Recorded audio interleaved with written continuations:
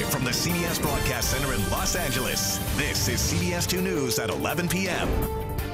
A family torn apart tonight after the death of a 10-year-old boy in Lancaster. Some members of his own family claim he was abused.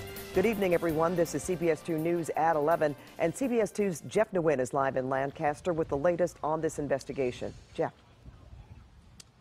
Pat, about 50 people took part in a vigil here earlier. They left behind balloons, candles, and stuffed animals for a little boy whose teacher told us he had nearly perfect grades. And what makes his case so painful is that detectives are calling his death suspicious. And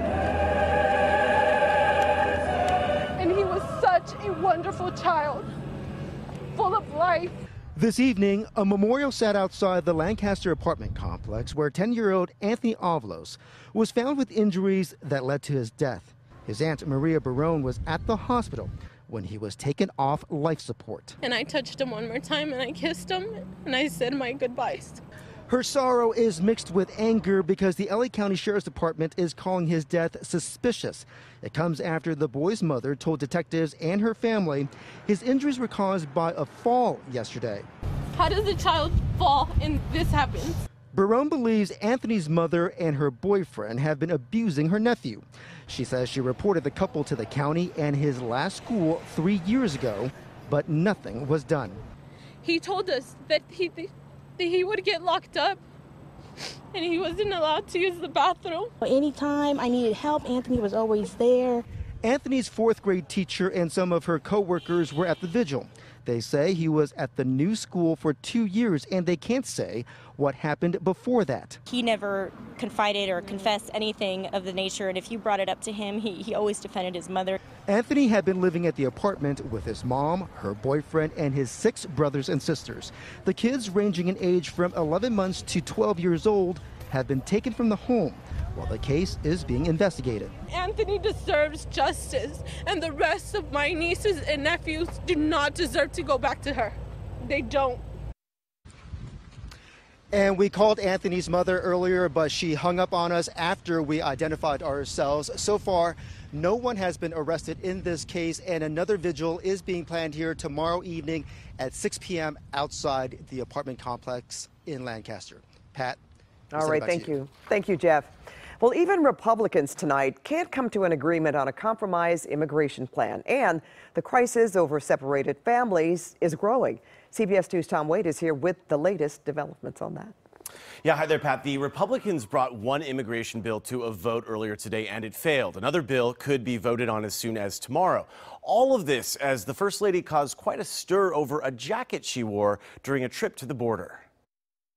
They're extremist, open border Democrats. President Trump once again blamed Democrats as his own party failed to pass an immigration bill in the House. The Republicans split the vote on a bill supported by conservatives. The bill is not passed. The GOP then had to postpone a vote on a second bill that was supposed to be a compromise between the two wings of the Republican Party. The compromise bill would allow migrant children to be detained with their parents. It would also provide a pathway to citizenship for some so-called dreamers, a move some conservatives call amnesty. Meanwhile, First Lady Melania Trump arrived at a border facility in McAllen, Texas today, saying she wanted to view the situation there with her own eyes. I'm here to learn about your facility, how I can help to these children to reunite with their families. But how the children will be reunited is the big question. More than 2,000 kids have been taken from their parents as they tried to cross the southern border. The First Lady spoke with staff here about the mental state of the children. But it wasn't just her tour that made headlines. The jacket worn by the First Lady as she left for Texas also became part of the story. The jacket had the words, "I really don't care, do you?" She was not wearing it during the tour. The First Lady's communications director said it was a jacket. There was no hidden message. But President Trump contradicted that statement with this tweet, saying the jacket refers to the fake news media. Melania has learned how dishonest they are, and she truly no longer cares. And there is no plan in place as of now to reunite families who have been separated. And also tonight, we've learned the Pentagon is ready to house up to 20,000 minors who come unaccompanied to the border. Pat, back to you. All right, thanks for that, Jeff.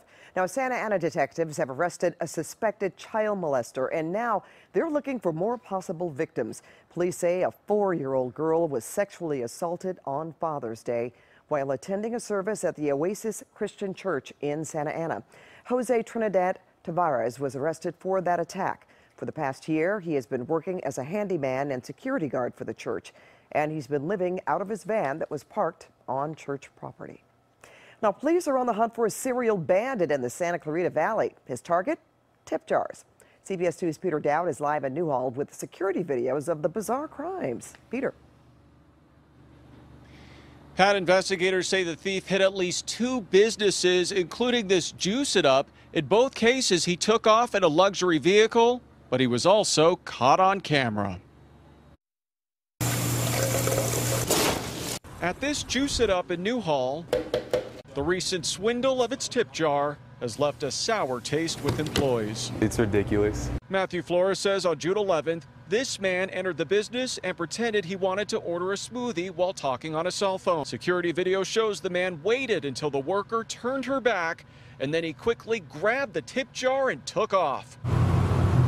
He then hopped into a black Mercedes-Benz and drove away. I think it's real petty, you know.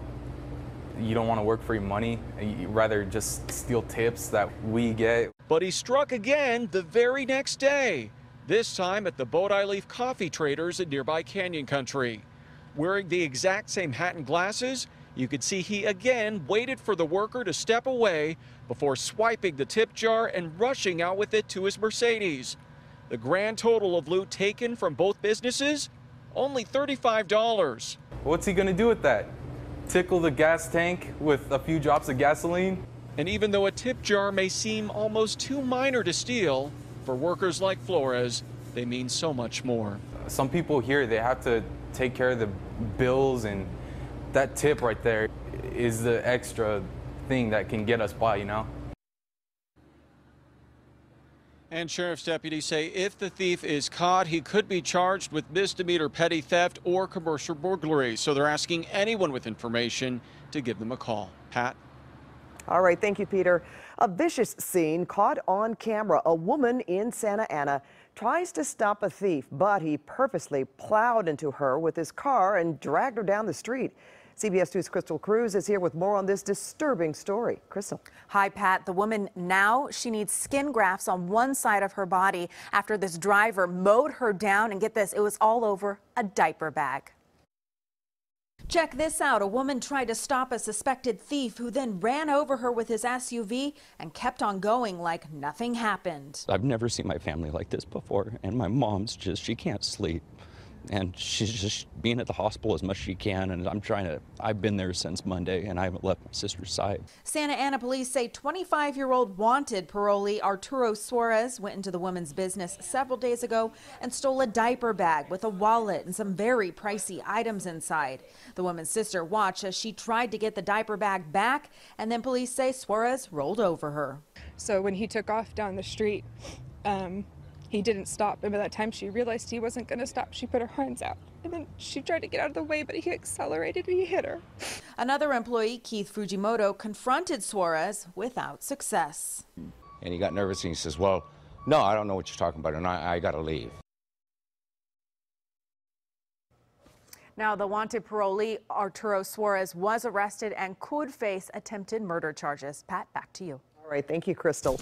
Now, could it trigger the big one? Coming up next, a new discovery on the San Andreas Fault. A $250,000 bust, thousands of pounds of high-powered fireworks taken off the streets. Are some YouTubers taking their pranks too far? I spoke with some YouTube stars coming up in a live report. And LaVar Ball's new business venture. Will his new basketball league be a success? We're there for opening night. Hey everybody, I'm Garth Kemp downtown. Clouds moving in. Still hot inland. We'll tell you the forecast coming up. And here's a look at the guests tonight on The Late Show with Stephen Colbert.